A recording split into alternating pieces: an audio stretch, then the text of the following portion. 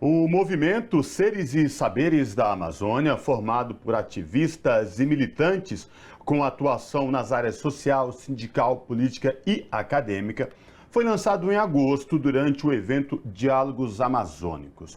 A iniciativa surgiu com o objetivo de dar centralidade à Amazônia na política de desenvolvimento do Brasil e pretende aproximar pessoas e organizações com histórico de defesa da população do bioma. Sobre essa questão, nós conversamos agora com João Batista, que é cientista político e da coordenação provisória do movimento Seres e Saberes da Amazônia. João Batista, tudo bem? Prazer te receber aqui no Revista Brasil TVT. Seja bem-vindo. Tudo bem, Cosmo. Muito obrigado pelo convite, Cosmo e Ana Rosa. É um prazer enorme encontrar com vocês e na TVT ainda maior. Muito obrigado pelo convite. Maravilha. João, o movimento Seres e Saberes da Amazônia foi lançado em agosto, durante a Cúpula dos Povos Amazônicos. Queria te ouvir agora, nesse pouco tempo de formação, como é que está o trabalho de vocês, as perspectivas de diálogos com o governo federal, sobretudo numa região que vem sofrendo bastante por conta das mudanças climáticas, com estiagem, com secas. Olha, Cosme e Ana, na verdade o movimento nasceu agora com este nome, mas é um movimento antigo. Esses ativistas, essas ativistas que você se referiu no início, nós estamos juntos trabalhando, acho que na Amazônia há pelo menos 40 anos. Mais especificamente, quando nós nos encontramos pelas primeiras vezes na Amazônia, foi em 89, para a construção da primeira ideia de programa de governo para o presidente Lula naquela época.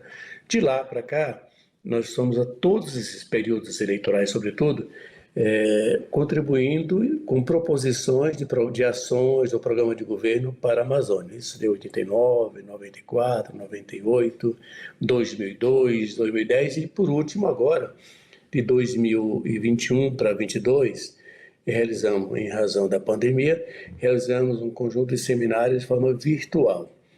E esse seminário tinha este nome. Era um seminário chamado Seminário Seres e Saberes da Amazônia. Então, no final, foi entregue uma carta ao presidente Lula no início de junho de 2022, e a carta tinha esse título, Seres e Saberes da Amazônia, que são riquezas do Brasil.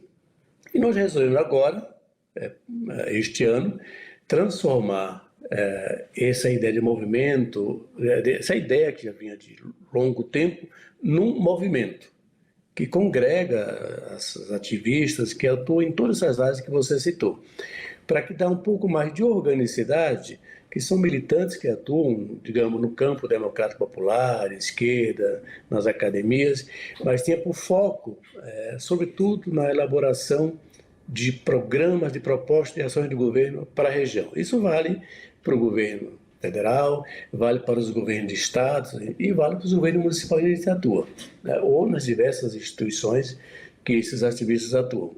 Então, daí é a nossa centralidade. Agora, nós estamos no momento, após os diálogos amazônicos, participamos, ajudamos na construção dos diálogos amazônicos que o governo realizou durante a Cúpula da Amazônia, com os países amazônicos em Belém, no início de agosto. Foi lá que nós, digamos assim, fizemos um ato de lançamento do movimento em si, mas focado, sobretudo, numa ideia que, digamos, é a síntese daquele seminário, que é o seguinte: nós queremos, estamos propondo para esse momento histórico uma nova, que a gente consiga construir uma nova matriz de desenvolvimento para a Amazônia. Não é um novo modelo, porque os nossos modelos, inclusive dos governos Lula e Dilma, eles seguiram uma matriz que já vinha de 40, 50 anos para trás, desde o JK, sobretudo, passando para o Jango, e em especial para os governos militares, para o governo FHC, chegando nos nossos governos, mas com a mesma matriz. E esta matriz que nós enfrentamos ainda hoje, ela tinha por, digamos assim, simbolicamente falando, algo que a floresta amazônica, nossos rios, nossas florestas, nossas riquezas da sociobiodiversidade, elas aparecem sempre como um impedimento para o desenvolvimento. Então, é preciso tirar a floresta da frente para gerar desenvolvimento. Essa é a matriz que nos levou à expansão das fronteiras agrícolas na Amazônia, com produção de grãos na nossa região, e a expansão da pecuária, que hoje tem forte na região. Todos os outros modelos de desenvolvimento, ela tinha por base enfrentar a floresta como algo impeditivo para o seu desenvolvimento. E nós estamos agora afirmando, do conjunto de movimentos, conjunto de lideranças da Amazônia, de estudiosos da Amazônia, que é preciso, então, é uma matriz que leva em conta a própria região, a sua própria riqueza, que está na nossa biodiversidade amazônica. Isso vale para as florestas, para as águas, para os rios, para as cidades amazônicas, que nós somos uma região que é mais da metade do território nacional, com em torno dos 9 estados da Amazônia Legal, com aproximadamente 30 milhões de habitantes nesta região. Então, nós estamos focando, especialmente nesse momento agora, para que, nesse momento oportuno, que de novo a Amazônia tem uma oportunidade grande de promover essa nova matriz de desenvolvimento, mas em especial é que nosso povo possa ser incluído, porque nós estamos propondo esse modelo, essa matriz de desenvolvimento, que ela seja voltada, sobretudo, encontrando meios para que nosso povo tenha acesso às políticas públicas e acesso aos recursos, sejam eles de fundo perdido, sejam eles financiados, de forma mais direta, mais objetiva e com menos, digamos, entraves burocráticos para a execução das nossas políticas públicas na Amazônia. Esse é o foco do nosso movimento no momento. E, João, aproveitando que você já deu um panorama do movimento e falou dessa inter-relação com os governos nacional, estadual e municipal, vou inserir no nosso debate aqui um debate mais global, né? A Amazônia é um órgão, um lugar do povo brasileiro, mas que impacta em todo mundo. Logo, é um debate que sempre tem destaque na COP, por exemplo. Nesse ano, a COP vai acontecer em Dubai, COP 28, mas está previsto que a COP 30 aconteça em território amazônico, em Belém do Pará. Queria ouvir o senhor sobre o que o movimento discute sobre a COP, se há uma organização do movimento para estar presente nessa COP em Dubai ou também sobre a COP 30, quais os debates que vocês realizam sobre esse encontro? Bem, Ana, como eu falei que nós somos um movimento de ativistas, tem várias lideranças da Amazônia que estarão na COP 28. E esse conjunto de lideranças participaram no debate dos diálogos. Além de como movimento Seres e Saberes, tem vários outros movimentos, inclusive historicamente mais antigos, que estão há mais tempo, digamos, enquanto movimento. O Conselho Nacional dos Seringueiros, o Grupo de Trabalho Amazônico, que é o GTA, a FOSPA, que é o Fórum Pan-Amazônico, que congrega várias entidades, e são redes que congregam muitas outras entidades. E muitos movimentos sociais localizados, movimento sindical, popular, urbanos e rurais, que atuam na Amazônia. É claro que a nossa expectativa é enorme com a realização da COP30 em Belém em 2025. Mas a COP30, para a gente, ela começou já quando o presidente Lula anunciou, que propôs e que conseguiu trazer a COP para o Brasil e para a Amazônia, em Belém especialmente. É claro que nós estamos nos mobilizando, nos articulando, mas desde já, porque como a COP é um evento, sei lá, muitos países estarão presentes, é uma COP das partes, mas a sociedade civil certamente estará muito presente na COP30, como estará agora, nessa 28 e estará também na COP 29. O nosso foco, sobretudo, é o seguinte, é que ao chegarmos na COP 30, tanto nós da sociedade civil, quanto o parlamento e o governo, nós queremos chegar lá com ideias para o futuro. Nós queremos chegar aqui ideias que já estejam em movimento, ideias que já estejam em construção, ideias que já possam apresentar, inclusive, resultados. E a própria experiência nossa na região, olhando para os movimentos sociais que existem na região, sejam extrativistas, indígenas, quilombolas, agricultura familiar, ribeirinhos, pescadores, tem um conjunto de iniciativas, de ações concretas que estão em curso e que não são conhecidas pelo país, que são conhecidos na região, nas sua área de atuação, mas que o Brasil não conhece. Então, nós temos que essa é uma oportunidade enorme para que o Brasil conheça a Amazônia, para que o mundo viva essa experiência de conhecer a Amazônia e as nossas experiências. Eu vou citar experiências, digamos, das nossas cadeias produtivas, com base naquilo que nós temos hoje na região, que são as associações de cooperativas agroextrativistas. É claro que a nossa cultura amazônica de cooperativismo não é a mesma cultura de cooperativas do sul e sudeste do país. Tem outra cultura de organização, de formato de organização, de outro jeito de organizar, de lidar. Até porque é uma região, não é uma Amazônia, são várias Amazônias dentro da Amazônia.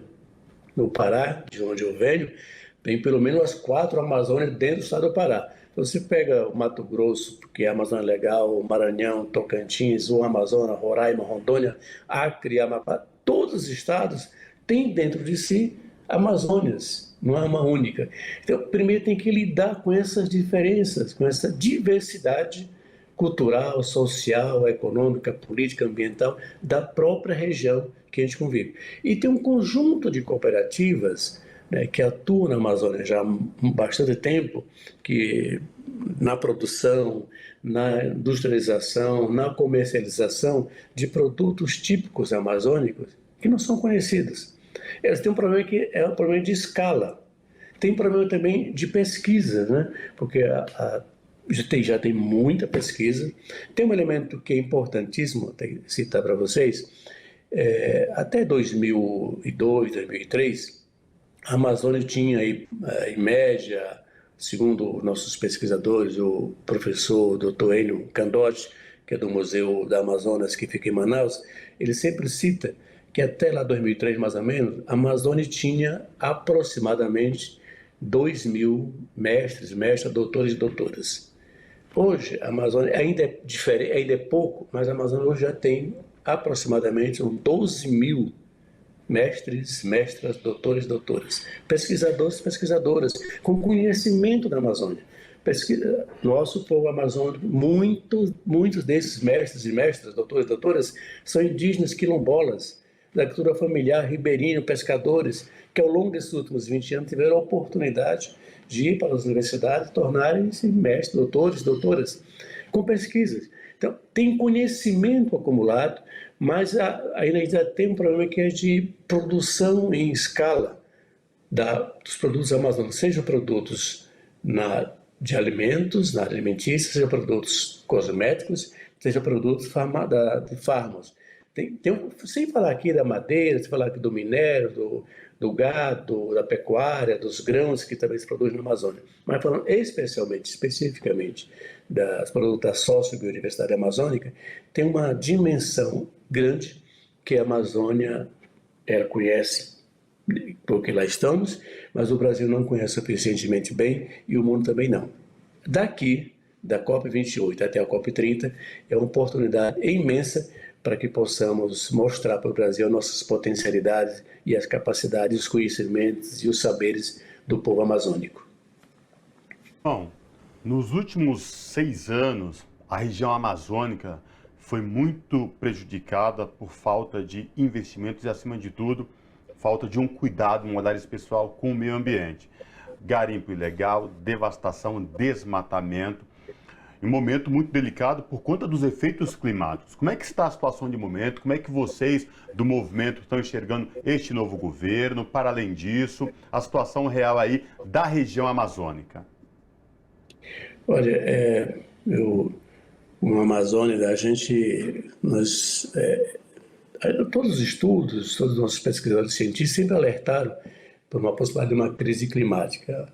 Quando a gente olha ali em torno de Belém, ou a Ilha do Marajó, em Manaus, com o Rio Negro e Solimões, o Madeira, o Tapajós, o Xingu, o Araguaia, a gente não se imaginava que chegaríamos hoje, 2022, com uma crise climática que provoca seca em nossos rios. É realmente dramático, é assustador o que se vê hoje.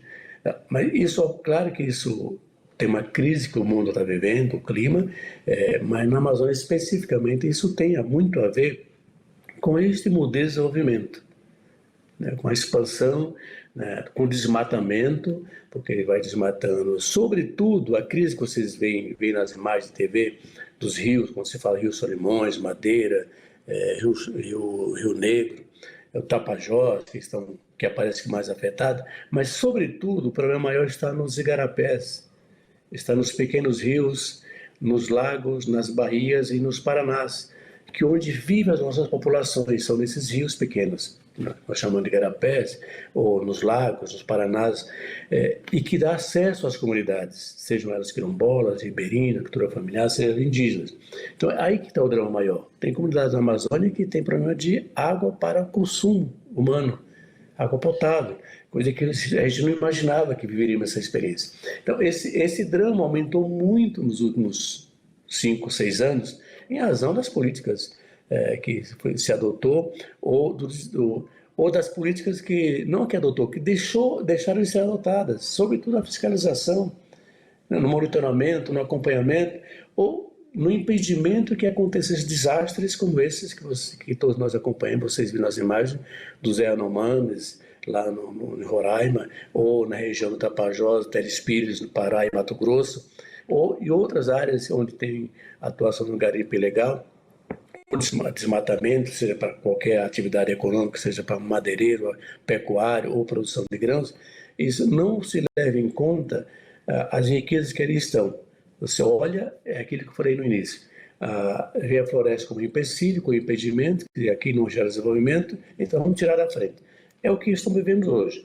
Então, a nossa expectativa é que as políticas públicas, e que elas tiveram muitas políticas públicas lá atrás, nos primeiros governos, dois primeiros Lula e Dilma, e agora novamente, que beneficiarem muito a nossa população. Programas gerais, que tinham especificidade para a Amazônia, como Luz para Todos, Minha Casa Minha Vida,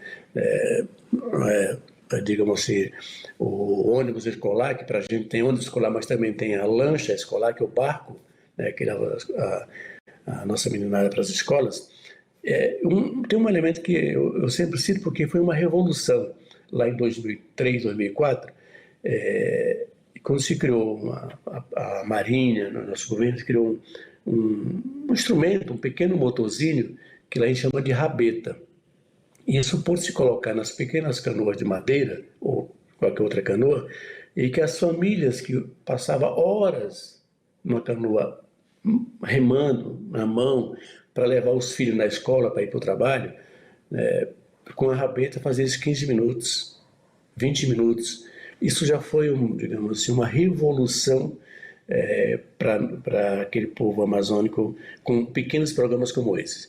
E esses precisam ser ampliados, os programas, todos eles que estão em curso novamente, mas tem agora programas com a cara mais específica da Amazônia, é o que nós estamos propondo. Porque tem um padrão, né? Você pega Minha Casa Minha Vida, é o mesmo padrão para o sul do país, para o sudeste, para o nordeste, é o mesmo padrão. É possível ter um padrão de Minha Casa Minha Vida com olhar com a arquitetura amazônica. É preciso ter uma UPA com tecnologia amazônica. É possível ter tudo. Mas como tem um padrão nacional, esse padrão é levado para o Brasil inteiro, inclusive para a Amazônia. Regiões que não se podia ter creche a menos de 100 metros de um rio. Bem, não era possível na Amazônia, no Marajó, qualquer outra cidade, nas várzeas, porque as casas, as cidades são sobre a água. Então, isso tudo tem que mudar. E uma coisa importantíssima é que qualquer política pública, em especial aquela de financiamento para a nossa sócio-biodiversidade amazônica, elas precisam mudar as regras, que são regras nacionais de financiamento, né, de prazos, de carências, e que não se enquadram para a gente. Então, é preciso, esse é o diálogo que tem feito com o governo, com os vários ministérios, que ao levar a política pública à Amazônia, mas leve também mudanças de regras normativas. Por exemplo, tem financiamento que pode vir do BNDES, do Banco do Brasil, Caixa Econômica, de uma carência de 2 anos para a produção, agricultura familiar, por exemplo. Mas se a gente vai fazer um projeto de reflorestamento que o governo pensa, fazer reflorestamento, ou de trabalhar especificamente com as espécies amazônicas. Nenhuma de nossas produções, tipo açaí, não se produz antes com menos de 4 anos. Cupuaçu, cacau, 5 anos. Castanho, no mínimo 10 anos. Então, é preciso ter, vai financiar, não pode financiar para 2 anos para a produção que são 10 anos. Para você começar a ter, colher, produzir e vender, né? Poder pagar. Então, precisa mudar essas regras. Esse é um debate que eu sei que não é simples, é simples assim falar, mas para os economistas não é muito simples isso, em especial para quem lida com a questão financeira bancária, está sempre preocupado em não perder. Mas nós estamos propondo que o nosso governo encare isso, ouça sobretudo as nossas populações locais, ouça as nossas cooperativas, e a gente acredita que juntos encontraremos muitas soluções. Tá certo, então conversamos com João Batista, que é cientista político e membro da coordenação provisória do movimento Seres e Saberes da Amazônia, que foi o nosso tema da nossa conversa aqui. João, muitíssimo obrigada pela sua participação conosco aqui hoje. Os amazônicos e amazonas agradecem pela oportunidade da TVT. Esperamos encontrar outras vezes. Muito obrigado. Abraço. Abraço.